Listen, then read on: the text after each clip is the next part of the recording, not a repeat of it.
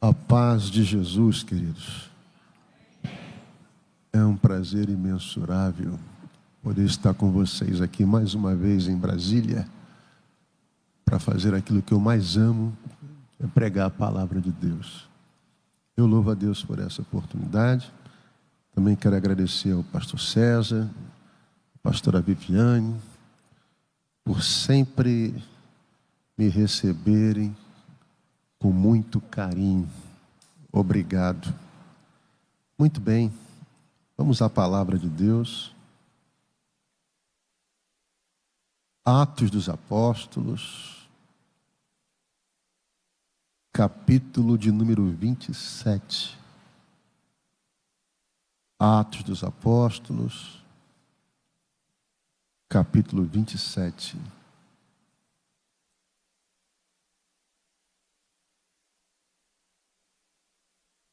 Versículo 22 ao versículo de número 25. Atos dos Apóstolos, capítulo 27. A partir do verso 22, nós vamos ler até o verso 25. Amém? E agora eu vos exorto para que tenham bom ânimo, porque não se perderá a vida de nenhum homem dentre vós, somente do navio.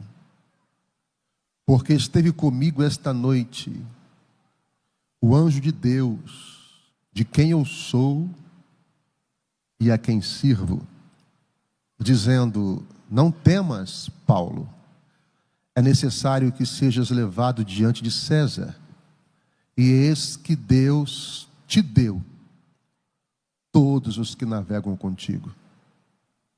Portanto, senhores, tende bom ânimo, porque eu creio em Deus, que será assim como me foi dito até aqui. Amém? Irmãos, o apóstolo Paulo, ele estava em uma viagem. O destino era Roma, mas Paulo não estava indo como um turista de férias. Paulo estava indo como um prisioneiro.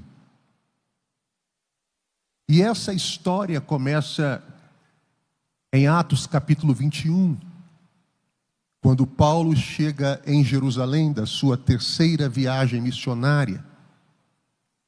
E quais eram os objetivos de Paulo em Jerusalém?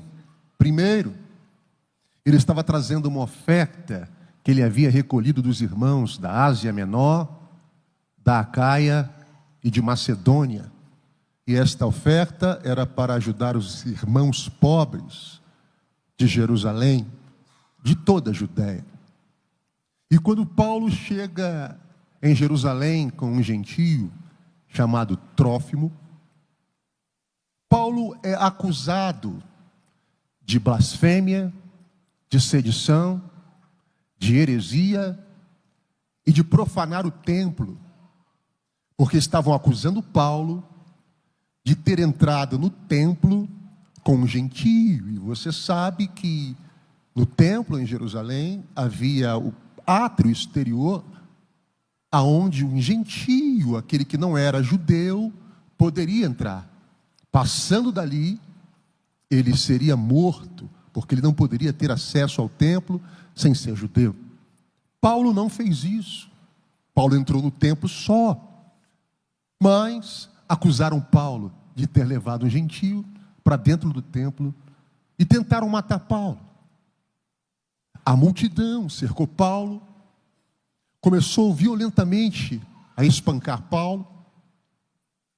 E a fortaleza Antônia, que ficava praticamente anexa ao templo de Jerusalém, sai da fortaleza Antônia, o tribuno Cláudio, retira Paulo das garras da multidão, e a Bíblia diz que Paulo fica preso na fortaleza Antônia, no capítulo 21.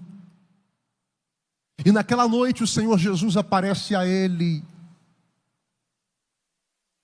dentro da cela E diz: Paulo, tenha bom ânimo, porque importa que assim como tu testificaste de mim em Jerusalém, tu testifique de mim também em Roma. E o que é o ânimo? O ânimo é o agente ativador do ser. Sem ânimo não há motivação. Sem motivação não há entusiasmo. E sem entusiasmo nada acontece.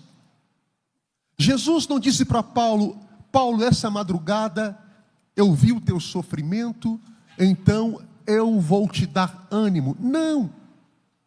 Jesus disse: tem de bom ânimo. Por quê?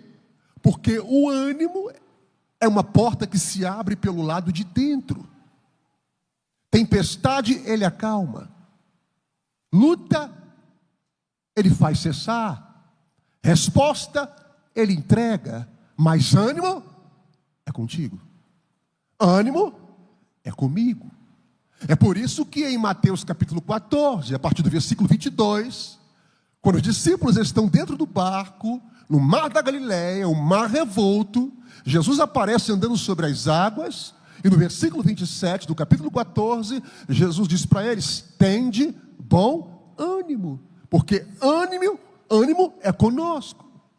Eu não sei o que você está enfrentando, não sei quais são as suas dificuldades, mas nós estamos na semana do profetizando. E você tem que entender isso, que você vai profetizar aqui vitória para a sua vida. Mas ânimo é contigo. Então levanta a cabeça, enche esse pulmão de ar aí, dá o teu melhor glória a Deus, o teu melhor aleluia. Chega em casa hoje com palavras positivas. Reúne a tua família e diz: olha, eu ouvi uma palavra na Devec Brasília. Deus vai mudar a nossa vida, Deus vai mudar a nossa sorte, uma porta vai se abrir. Ânimo! E agora o que acontece aqui, ele estando preso na Fortaleza Antônia. Ele passa por um julgamento no Sinédrio, que era a Suprema Corte religiosa, no período de Paulo. Então ele é julgado pelo Sinédrio, volta para a Fortaleza Antônia, e agora o tribuno descobre que há um motim para matarem Paulo. Retiram Paulo da Fortaleza Antônia, e ele é levado para Cesareia Marítima, a despeito de que muitos pensam, acreditam. Isso aqui é interessante. A capital romana na Judéia não era em Jerusalém, era em Cesareia Marítima. Mas como períodos da Páscoa e outras festividades em Jerusalém, o procurador romano saía de Cesareia Marítima e ia para Jerusalém com destacamento de soldados para ficar na Fortaleza Antônia, que era anexa ao templo. Então qualquer rebelião, qualquer revolta era esmagada. Então agora Paulo sai da Fortaleza Antônia, onde ele está preso em Jerusalém, e ele é transferido para Cesareia Marítima, para a capital do Império Romano na Judéia. Agora nós já estamos no capítulo 24 de Atos dos Apóstolos. Quando ele chega em Cesareia Marítima, ele é julgado pelo procurador romano, por Félix. E a Bíblia vai nos relatar que Félix, ele era corrupto, era um governante corrupto. Isso parece familiar? A Bíblia diz que ele queria subornar Paulo. Por quê? Porque na defesa dele perante Félix, Paulo relatou que um dos motivos dele estar em Jerusalém era que ele havia trazido uma oferta, dinheiro, para os irmãos. Então os olhos do camarada cresceu, ele tinha os olhos grandes e a garganta larga também, e ele queria dinheiro. Mas Paulo não fez o jogo dele, e por causa disso Paulo permaneceu 2 anos preso em Cesareia Marítima. Toda hora chamava Paulo e julgava Paulo: e aí Paulo, como é que vai ser? Como é que vai ser? Nada. Volta para a prisão, e por 2 anos Paulo fica ali. Agora Félix é deposto, e Pórcio Festo agora é o procurador romano na Judéia. E nós estamos ainda no capítulo de número 25. E agora no capítulo de número 25, ele é julgado por Festo. No capítulo de número 26, Paulo, ele apresenta a sua defesa, não perante apenas o governador Festo, mas também perante o rei Agripa e a sua irmã Berenice. E isso aqui, irmãos, é muito lindo, porque no capítulo 26, versículo 19, quando Paulo apresenta a sua defesa, ele diz para o rei Agripa: ó rei Agripa, pelo que eu não fui desobediente à visão celestial. Ou seja, Paulo está dizendo, tudo aquilo que Jesus me mandou fazer, eu fiz. Tudo aquilo que Ele me entregou, eu falei. Eu fiz a obra dEle e eu não fui desobediente à visão celestial. Agora no capítulo 26, versículo 23, na defesa de Paulo perante Festo, Paulo vai dizer que Jesus ressuscitou dos mortos. E no capítulo 26, versículo 24, Festo vai dizer: Paulo, as muitas letras te fazem delirar. Paulo, você enlouqueceu de vez. Agora no capítulo 26, versículo 28, acontece outra coisa extraordinária. O próprio rei Agripa vai dizer para Paulo: Paulo, por pouco você me persuade a ser cristão. Quase que você me persuadiu a ser cristão. E agora Festo, ele tenta jogar com os judeus, porque ele queria agradar aos líderes religiosos. Então ele fala para Paulo: Paulo, você se importa de eu te transferir de Cesareia Marítima de volta para Jerusalém, para você ser julgado em Jerusalém? Paulo percebeu o esquema, pastor César. Ele percebeu que queriam matá-lo. Na volta dele para Jerusalém, iriam matar Paulo. E Paulo então, ele apela para César. Ele diz: olha, como cidadão romano, eu quero ser julgado por uma corte romana.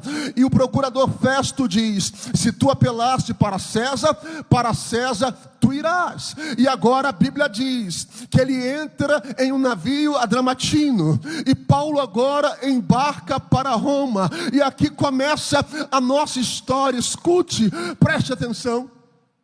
O texto diz que quando eles partem de Cesareia Marítima, no outro dia eles chegam em Sidom.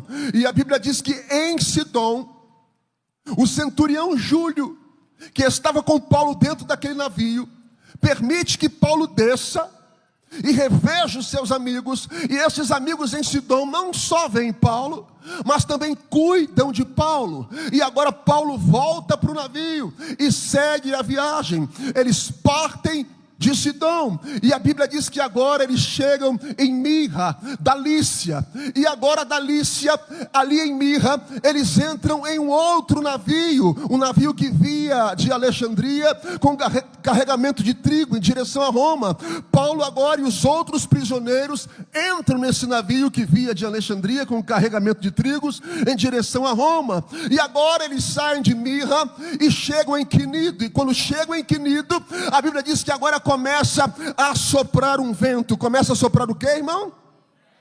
Começa a soprar um vento. Assim é a minha vida, assim é a tua vida. A nossa vida, irmãos, é uma navegação. A nossa vida é uma viagem. Às vezes o mar está sereno, o mar está uma piscina. Às vezes o céu é de brigadeiro, e às vezes o vento começa a soprar. E a Bíblia vai dizer que agora eles saem de Quinido e chegam em Bons Portos. E quando chegam em Bons Portos, eles tentam atracar o navio para invernar ali, ou seja, passarem o inverno ali, porque nos meados de novembro era quase que impossível você navegar no Mediterrâneo. Só que o porto de Bons Portos era pequeno demais para abrigar aquele navio, poderia haver desgraça, tragédia ali. E a Bíblia diz que eles saem de Bons Portos em direção a Fenície e navegam pela costa da ilha de Creta, em direção a Fenície, para encontrarem um porto para invernarem ali. Mas quando eles estão navegando na costa de Creta, em direção a Fenície, a Bíblia diz que se levanta um vento chamado Euraquilão. Este vento era como se fosse um tufão do mar. Ele vem do Nordeste e ele arrasta o navio da costa da ilha de Creta em direção ao mar. E isto, irmãos, é maravilhoso, pastor, maravilhoso, porque aqui começam algumas lições que eu e você precisamos aprender. O vento arrasta o navio do litoral de Creta para o alto mar, e o versículo 20 diz que eles perderam a esperança de vida, e o texto vai dizer: e nem sol e nem estrelas aparecendo por muitos dias, e uma não pequena tempestade nos pressionando, perdemos toda a esperança de sermos salvos. Perdemos toda a esperança de sermos salvos. Eu não sei, querido, o que está acontecendo na sua família. Eu não sei quais são as suas tempestades. Eu não sei quais são as suas lutas. Eu não sei quais foram as notícias que bombardearam a sua família nessa primeira semana de 2025. Quem sabe você entrou hoje aqui dizendo: pastor, eu perdi a esperança completa. Eu perdi a esperança na salvação dos meus filhos. Eu perdi a esperança no meu casamento, não tem mais jeito. Eu vou jogar a toalha em relação à minha saúde. Eu estou lutando contra essa doença há muitos anos. Eu já perdi a esperança. Pastor, eu já perdi a esperança no meu trabalho. Não tem como essa empresa dar lucro. Eu estou lutando contra isso há muitos anos. Não dá mais. Quem sabe, assim como os navegantes daquela embarcação, você perdeu a esperança por causa dessa tempestade, por causa deste furacão. Mas eu tenho uma palavra de Deus para a tua vida. E que palavra é essa, pastor? Ele não te abandonou. Ele não virou as costas para você. Ele está no meio deste furacão. Ele está no meio dessa tempestade. E não tem homem, não tem tempestade, não tem diabo, não tem inferno. A última palavra é de Jesus. A última palavra é do Senhor. Não há tempestade que possa impedir o que Deus tem para a sua vida.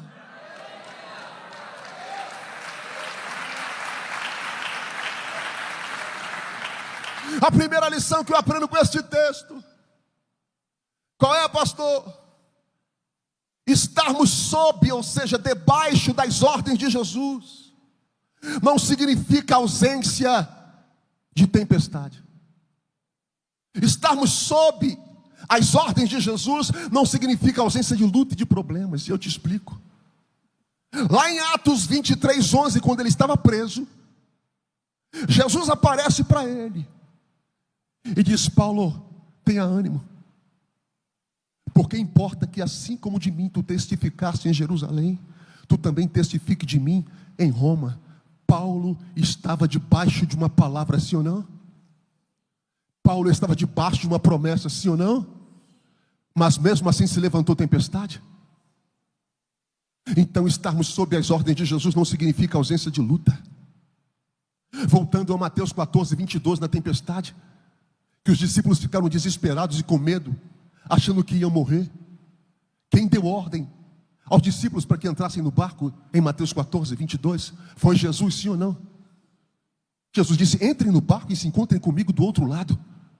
Mas mesmo assim veio tempestade. É porque estarmos sob as ordens de Jesus não significa ausência de tempestade. Quem sabe você veio hoje aqui buscando respostas. Por que isso na minha vida, pastor? Porque logo agora isso está acontecendo com as minhas finanças. Porque justamente agora que eu mais sonhava, isso veio acontecer com os meus filhos, no meu casamento, na minha vida, no meu psique, no meu psicológico. Por quê? Porque estar sob as ordens de Jesus não significa ausência de tempestade, de problema. Jesus nunca disse que seria fácil, mas Ele prometeu que valeria a pena. Sabe, gente, tem pessoas que pensam que a fé torna as coisas mais fáceis. Não, a fé não torna as coisas mais fáceis. A fé torna as coisas possíveis. E qual é a confusão na sua mente? A confusão na sua mente é porque você quer respostas e não as tem, sim ou não? Você é ser lógico, você é um ser humano. Você quer a resposta para tudo que está acontecendo na sua vida e você não está tendo. Eu duvido que você está passando por aquilo que Jó passou. Perdeu todos os filhos no mesmo dia. Lepra, da planta dos pés à cabeça. Perdeu todos os bens, perdeu tudo. Eu acho que você não está passando o que Jó passou. Jó fez 16 perguntas para Deus. Apresentou 34 queixas. E Deus não respondeu nenhuma. Jó não teve resposta para o seu sofrimento. Mas ele viu Deus e isso bastou. Talvez você não tenha as respostas que você esteja procurando. Mas você vai ver Deus em tudo isso que você está vivendo. Porque Deus tem uma razão para a sua dor. Ele tem um propósito para a sua luta. Ele tem uma recompensa para a sua fidelidade. João 13:7, Jesus diz para Pedro: o que eu faço hoje você não pode entender. Mas você vai entender depois. Tu não está entendendo nada, né? Mas nunca foi sobre entender. É sobre confiar. Mais uma vez, nunca foi sobre entender. Nunca foi sobre ter respostas. É sobre confiar. Lança sobre ele toda a tua ansiedade. 1 de Pedro 5:7. Lança sobre ele toda a tua ansiedade, porque ele tem cuidado de você. Querido, talvez você não esteja entendendo nada, o porquê da tempestade, o porquê da dor, o porquê do sofrimento, mas eu aprendo com Paulo, sabe o quê? Que a minha promessa é maior do que a minha dor. A minha promessa é maior do que a minha dor. Irmãos, eu gravei um vídeo hoje que vai para as redes sociais amanhã, e eu citava, irmãos, 1 Coríntios 16:9, nesse vídeo que vai para o amanhã, eu citando 1 Coríntios 16:9, quando Paulo vai dizer: olha, uma grande porta se me abriu, mas muitos são os adversários. Paulo está dizendo: olha, a porta, ela é grande, olha que porta que Deus abriu, mas são muitos os adversários. Sabe por quê? Porque o tamanho da porta, pastor César, é proporcional ao número dos adversários. Mais uma vez, porque o tamanho da porta é proporcional ao número dos adversários. Mas entra por essa porta, entra porque Deus é contigo. O terror do Senhor cairá sobre os teus inimigos, eles não prosperarão. Passa por ela, porque quando você passar por essa porta, o que está te esperando lá vai abençoar a sua vida, vai abençoar o seu ministério, vai abençoar a sua casa. Vamos para frente, gente, ninguém vem parar não. Vamos conquistar, vamos avançar, vamos possuir. Tempestade vem, tempestade vai, luta vem, luta vai, mas o Senhor é conosco. Isso vai passar.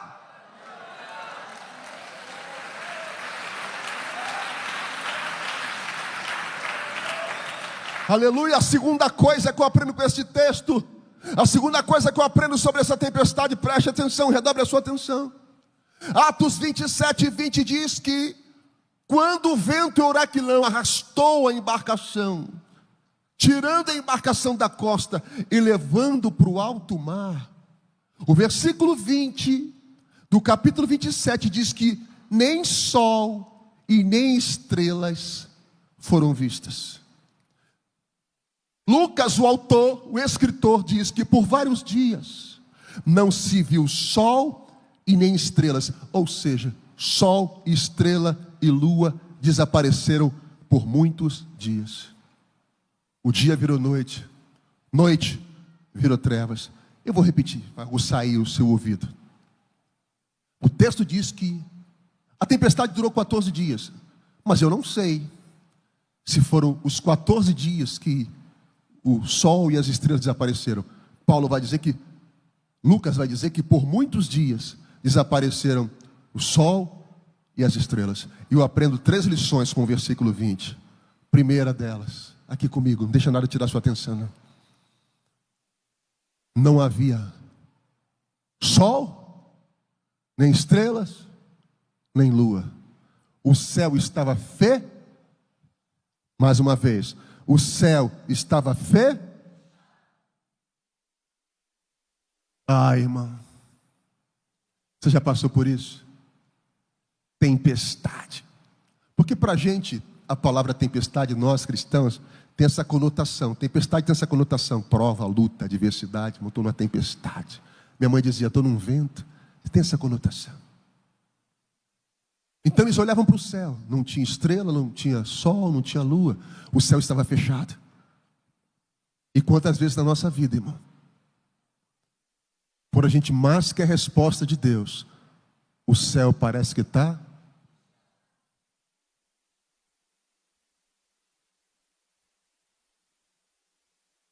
Você quer ouvir a voz de Deus, mas parece que o céu está... Você quer um milagre, um agir de Deus. Você ora, mas parece que a tua oração bate e volta, porque parece que o céu está a fé. Às vezes, em meio às tempestades da vida. Olha, querido, não é você, não é o diabo, não é o inferno. Esqueça isso. A promessa de Deus para a sua vida não depende de como você está se sentindo hoje. Você tem que entender isso. Porque tem dia que a gente não vai estar bem, pastor César. Você imagina se a promessa de Deus dependesse de como eu estivesse me sentindo hoje? Eu estava arrebentado. A palavra de Deus não depende de como você está se sentindo hoje. A palavra de Deus depende da fidelidade dEle. É sobre isso. E às vezes parece que na nossa vida o céu está fechado. Segunda lição que eu aprendo com o versículo 20. Isso aqui é muito interessante. Se não havia sol, nem estrelas, e nem lua, sabe o que não havia ali? Não haviam sinais no céu. Deixa eu te falar sobre a importância. Nesse período aqui não havia bússola. Não havia instrumento de navegação. Então, os astros funcionavam como sinais, como guias. Por exemplo, a constelação Ursa Maior, melhor ainda a Ursa Menor, aonde está a estrela polar, os guiava por quê? Porque ela sempre aponta para o norte. A importância da lua, principalmente navegando na costa, eles podiam contar as marés para facilitar a navegação. O sol, aí o sol dá um show, determina os pontos cardeais, o horário. Mas eles olhavam para o céu e não havia sinais. Quantas das vezes, irmãos, em meio às tempestades da vida, pelo menos eu sou assim. Tudo que eu peço a Deus é: Deus, me dá um sinal.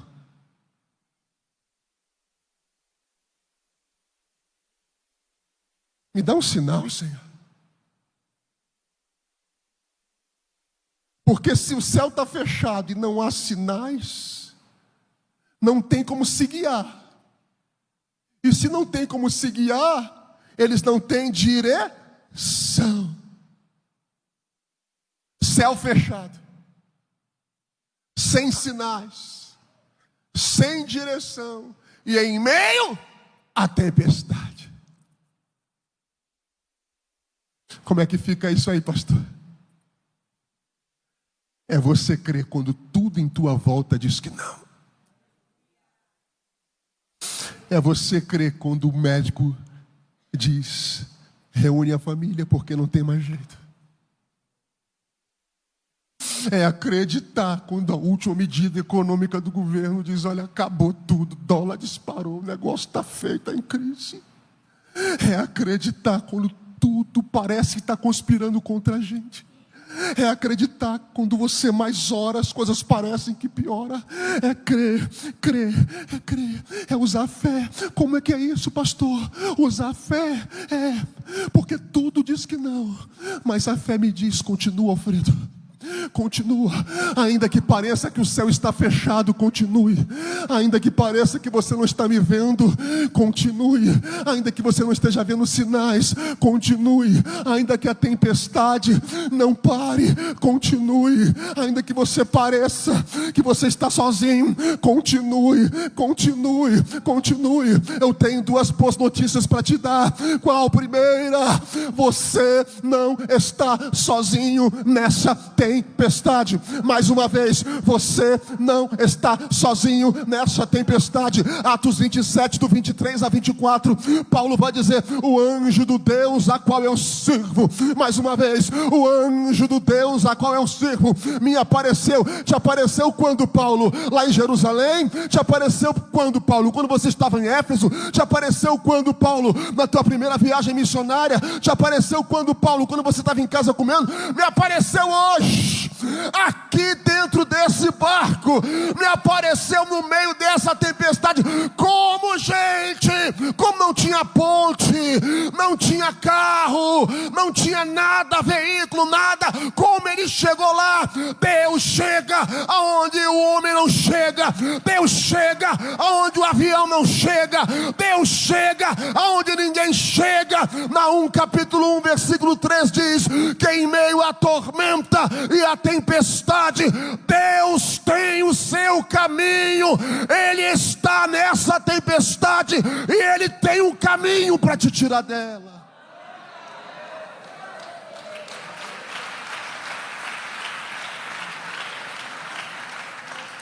Deus está contigo.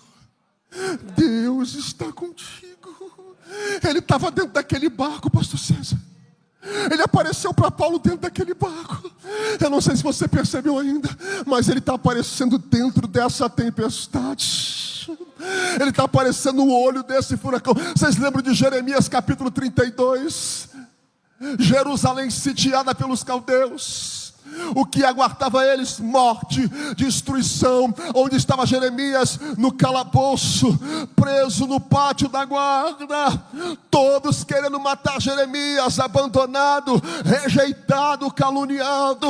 E diz Jeremias 32: e veio a minha palavra do Senhor, aleluia, e veio a minha palavra do Senhor. Deus foi dentro daquele calabouço, Ele vai dentro desse poço. Pastor, estou preso, pastor. Ele quebra esses grilhões. Pastor, estou acorrentado. Ele arrebenta essas correntes. Pastor, estou no fundo do poço. A mão dele te alcança aí. Pastor, eu estou preso a coisas terríveis. Eu fico com 1 João 3,8. Para isto o Filho de Deus se manifestou ao mundo, para desfazer as obras do diabo.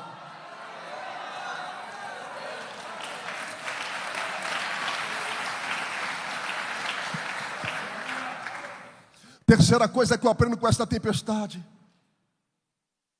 se agarre a isso aqui, irmãos. A palavra de Deus traz segurança e paz em meio ao caos. A palavra de Deus traz segurança e paz em meio ao caos. Atos 27, 23, 34. Esta mesma noite o anjo de Deus, de quem eu sou e a quem eu sirvo, esteve comigo dizendo: palavra, Paulo, não temas. Irmão, só Jesus pode fazer isso, né? Falar isso, né? No meio da tempestade, todo mundo achando que ia morrer, e o anjo do Senhor diz: não temas, importa que seja apresentado a César. Sabe o que o anjo está dizendo para ele aqui? Lembra do que Jesus falou contigo lá em Jerusalém? Eu estou só ratificando o que Jesus já falou com você. Essa tempestade aqui, Paulo, não vai te matar, porque a tua promessa é maior do que a tua dor.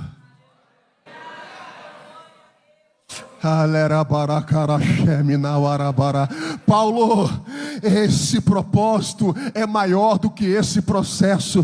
Descansa o teu coração. Escute isso aqui, irmãos. E eis que Deus te deu.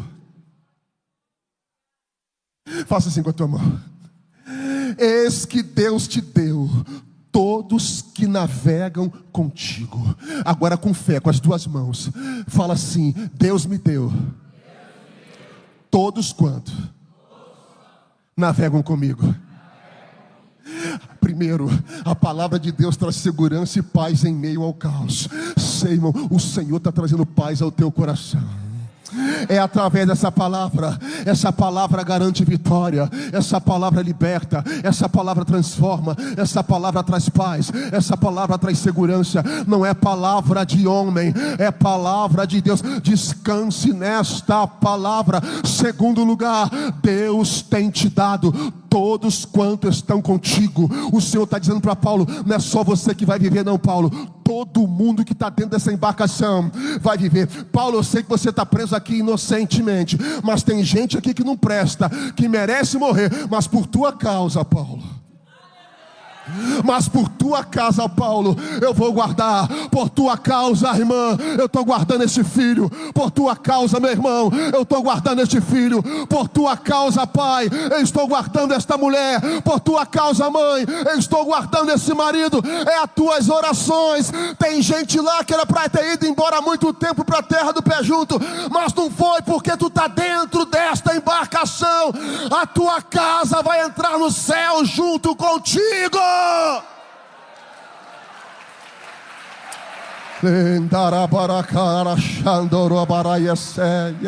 Ninguém vai se perder. Diga assim: ninguém vai se perder.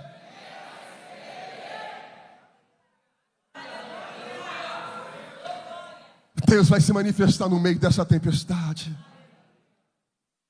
Mais 10 minutos e eu termino. O Espírito Santo está me fazendo eu me lembrar de Davi. Salmo 27, versículo 5. Irmãos, a cabeça de Davi havia sido colocada a prêmio. Os inimigos eram em maior número. Para Davi morrer, era questão de tempo. No versículo 5 do capítulo 27, ele vai dizer: porque no dia da minha adversidade, no dia da minha tempestade, tu me esconderás. Esconder de quem? Do inimigo. Porque no dia da minha adversidade, tu me esconderás no teu tabernáculo, no oculto do teu pavilhão. Davi está dizendo: quando o dia mal chegar, quando os inimigos se levantarem contra mim, tu tem um esconderijo que o mal não vai me achar. Que esconderijo é esse, irmão? Falei: Jesus, que esconderijo é esse? E o Espírito de Deus me levou para o Salmo 91. Aquele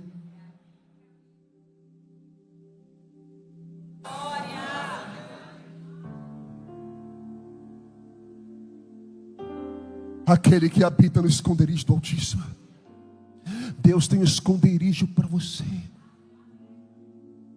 Se você crê, você pega. Se você crê, você fica dando glória, aleluia. Você chora, faz o que quiser, só não fique indiferente. No dia mau, quando a tempestade vier para acabar contigo, Deus tem um esconderijo. O ladrão não te acha, o assassino não te acha, o estuprador não te acha, o sequestrador não te acha, obra de bruxaria, voodoo, magia negra não te acha. Deus só quem crê vai adorando por um minuto ou dois. Por um minuto ou dois. Se você crê nessa palavra, se você crê que Ele está no meio dessa tempestade, vai adorando aí por um minuto ou dois. Vai levantando a tua mão, vai glorificando Deus que está no meio da tempestade. Essa tempestade vai cessar. Não há mal que dure para sempre. Ele vai liberar uma palavra.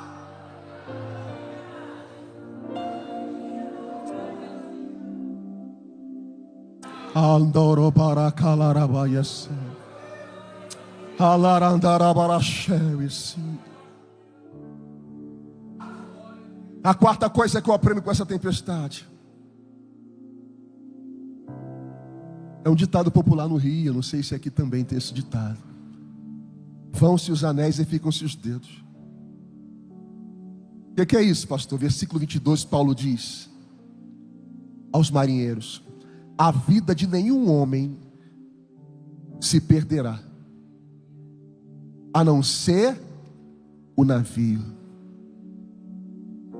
Alguma coisa vai se perder. Ele diz: a vida de ninguém vai se perder, a não ser o navio. Sabe o que eu aprendo aqui? Que as coisas não são mais importantes do que as pessoas.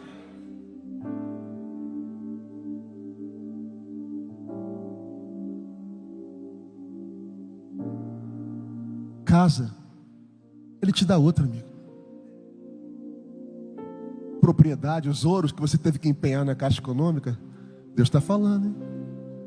Ele te dá outras joias. Carro, você está de brincadeira? Com trabalho, estudo e a bênção de Deus, você vai ter infinitamente mais do que você perdeu. Mas faz assim: diga, estou vivo.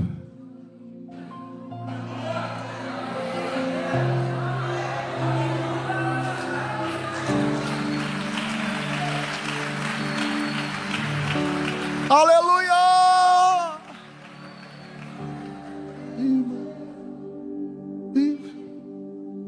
Quanta gente com mais saúde do que eu, irmão. Quanta gente com mais saúde do que eu. Eu trouxe na mala nesse, esse é desse tamanho. Se botar a quantidade de remédio que está ali, estou vivo. Gente com mais saúde do que eu, pastor Márcio. Vendia saúde, atleta. Foi para a terra do pé junto. E eu estou aqui todo encralacado, aqui dando glória a Jesus. Deus é bom. Vão-se os anéis, mas ficam-se os dedos. Você está vivo, irmão. Isso é um princípio para você aprender. A gente vive em uma sociedade onde nós amamos as coisas e usamos as pessoas. Valorize as pessoas em detrimento das coisas. Você não tem que amar as coisas e usar as pessoas. Você tem que amar as pessoas e usar as coisas. O navio se quebrou, como Paulo profetizou, mas ninguém se perdeu. E eu quero profetizar sobre a sua família. Eu estou na conferência certa? Porque eu vou repetir. Eu quero profetizar sobre a sua família. Ninguém vai se perder.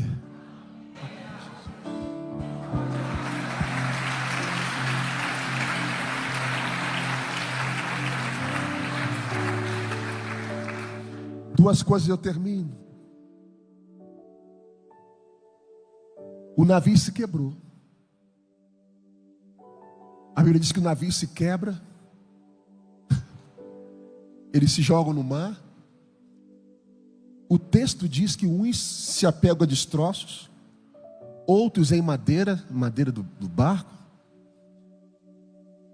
E vão chegando até uma ilha chamada Malta. Mas todo mundo chegou. Eu não sei como é que você vai chegar. Mas você vai chegar. Ah, você vai chegar.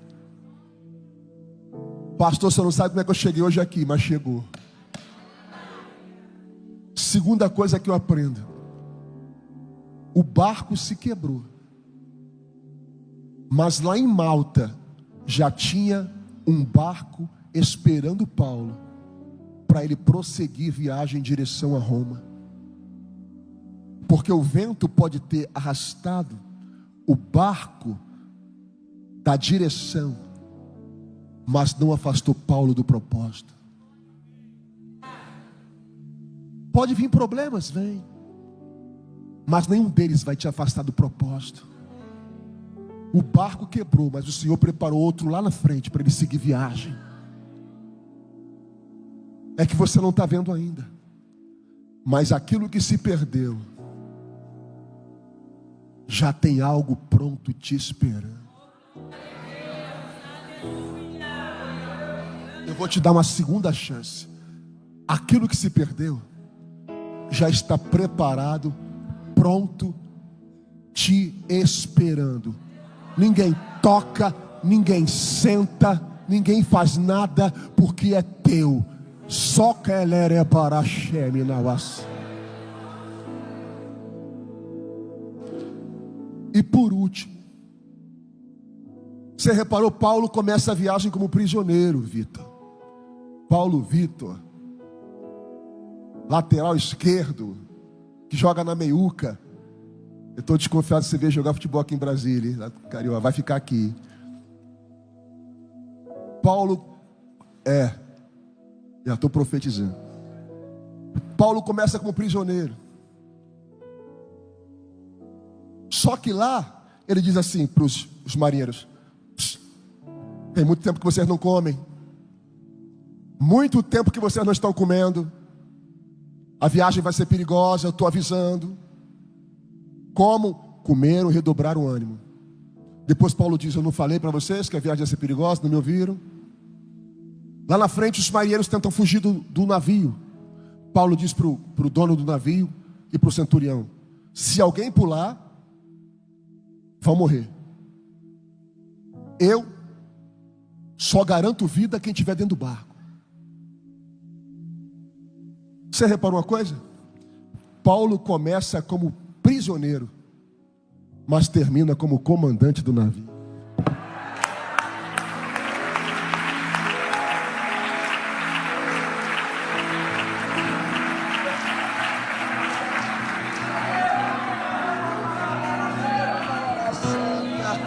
Ele começa como prisioneiro e termina dando as ordens. Onde você quer chegar, pastor? Eclesiastes 7:8 diz que o fim das coisas é melhor do que o início delas.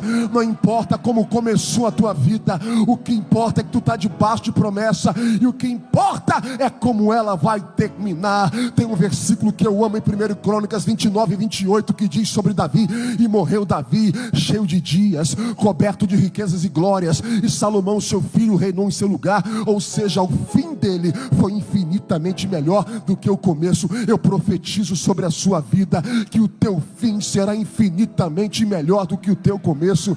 Ainda não é o fim, ainda não é o fim, ainda não é o fim, ainda não é o fim, ainda não é o fim, ainda não. Enche esse pulmão de ar. Por 1 minuto, por 2 minutos, você vai se desconectar da terra. Por 2 minutos você vai deixar tudo aqui em tua volta. Você vai se conectar, você vai ser arrancado da terra. Como assim, pastor? Como assim? Olha para mim, olha para mim. Como assim, pastor? Apocalipse capítulo 4, versículo 1. João está preso na ilha de Patmos, todas as portas fechadas, condenado ao exílio e à morte. João está lá, aguardando a morte. Capítulo 4, versículo 1, Apocalipse. E de repente o texto diz: e eis que eu, João, olhei e vi uma porta aberta no céu.